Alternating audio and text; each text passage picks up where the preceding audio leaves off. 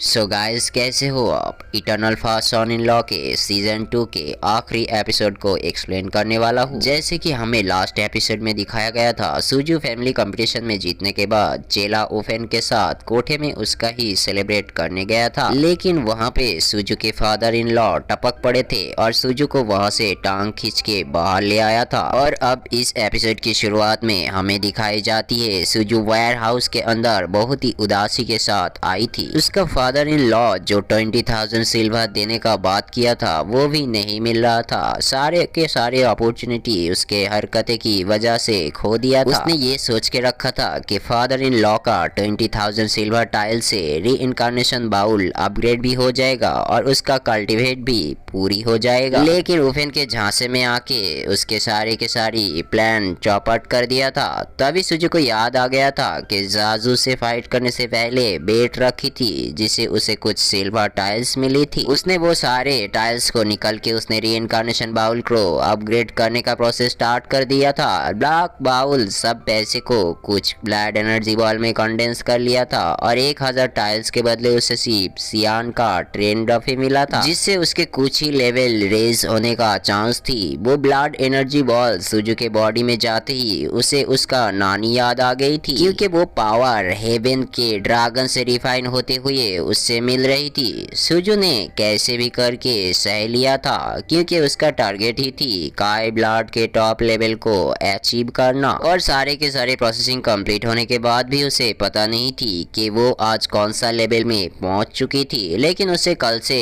आज थोड़े खुद को स्ट्रांग महसूस हो रही थी। इतने सारे चीजों को फॉलो कर रही थी। उफेन और डाइटिया दोनों ने सुजू का कल्टीवेट देखकर उसे एक मॉन्स्टर सोच रही थी। नहीं तो अगर जिसका कल लेवल 6 था और एक दिन के अंदर ही लेवल इतना जल्दी कैसे इंक्रीज कर सकता है। वो दोनों बातें कर रही थी कि देखा जाए तो इतना स्पीड तो वर्ल्ड फेमस 9 इडियट भी मूव नहीं कर पाई थी। इसके बाद हमें सुजू को दिखाई जाती है। सुजू खुद को 6 ईयर का एज वाला महसूस कर रही थी और जो बचा गुचा ब्लड एनर्जी थी उसे फ्यूचर में जरूरत पड़ने पर यूज करने के लिए ब्लैक बाउल में रिजर्व करके रखी थी। सुजू को उसान पेविलियन में जबरदस्त भूख लगने की वजह से उसे कुछ खा लेना चाहिए था, यही सोच रही थी। अगर उसे यहाँ पे कुछ खाने के लिए मिल जाती तो बहुत ही अच्छे होती थी। तभी वहाँ पे उसका बीवी खाने के साथ एंट्री किए हुए हम देखते हैं। जो खाने के चीज को लेके आई थी वो सब सुजू का फेवरेट था और किन किन के हाथ में खाने का डब्बा को देखकर सुजू को और भी अच्छा लगी थी, क्योंकि बीवी का हाथों का बना हुआ खाना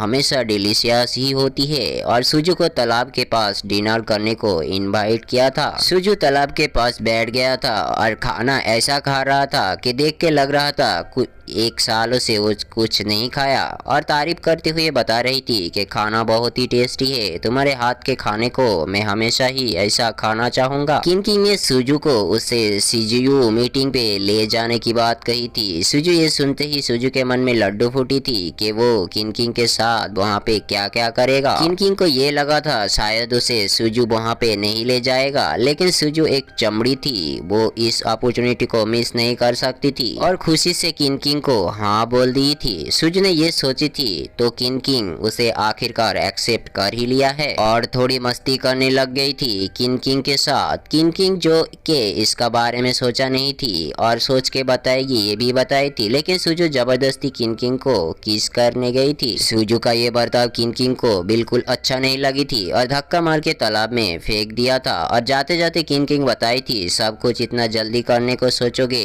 तो ऐसा ही होगा, और बताई थी वो आर्सेनल ही तुम्हारे लिए सही है, तुम वही सो जाओ गधे कहीं का। ये कहकर किनकिंग निकल गई थी। इसके बाद हमें दिखाई जाती है सी ग्वांगपिंग उसके पालतू डेमंस को सुजू को मारने की सुपारी दी थी, क्योंकि कल सीजीयू पर मीटिंग होने वाली है। सुजू के साथ किनकिंग भी वहां जाएगी और सी ग्वांगपिंग किनकिंग को वहां पे अकेला पाना चाहती थी। डेमंस ये डील को कैसे निपटाता था उसके बारे में भी ग्वांगपिंग को पूछी थी, जिस पर ग्वांगपिंग बताई थी कि सुजू सीले और सी सेन को मार के खुद को बहुत बड़ा तोप समझ रहा है, उसे मार के उसके अस्थियों को किसी रिवर पे बहा दो कि किन फैमिली को उसके अस्थि भी ना मिले, और जरूरत पड़ने पर सन, मून और स्टार के बड़े एल्डर्स को भी ले लेना ये काम को अंजाम देने के लिए। और हाँ, उन सब को बताना ये काम बीच रास्ते में ही होना चाहिए। इसके बाद हमें सुजू को दिखाई जाती है जो कि भागने में ही बहुत बिजी था,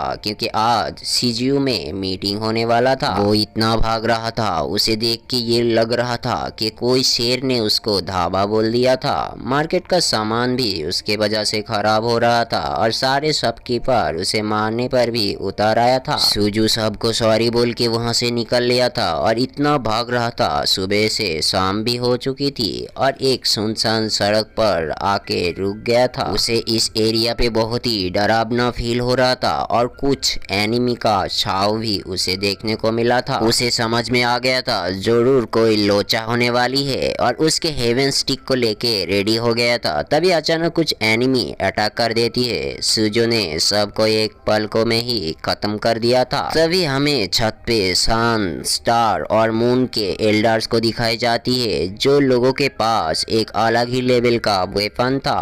वो एल्डर सुजू के ऊपर अटैक करवाई थी, लेकिन सुजू ने सबको हरा दिया था और लास्ट में तीनों एल्डर सुजू के ऊपर अटैक करने आगे जाती है और ये एपिसोड यहीं पे खत्म हो जाती है। So guys, eternal fast son in law के नेक्स्ट सीजन आते ही आपको चैनल पे मिल जाएगी। तब तक दूसरे सीरीज को देखते रहो और चैनल को सब्सक्राइब करके बेल आइकन को ऑल पे सिलेक्ट कर लेना ताकि नया नया सीरीज का नोटिफिकेशन आपको मिलते रहे।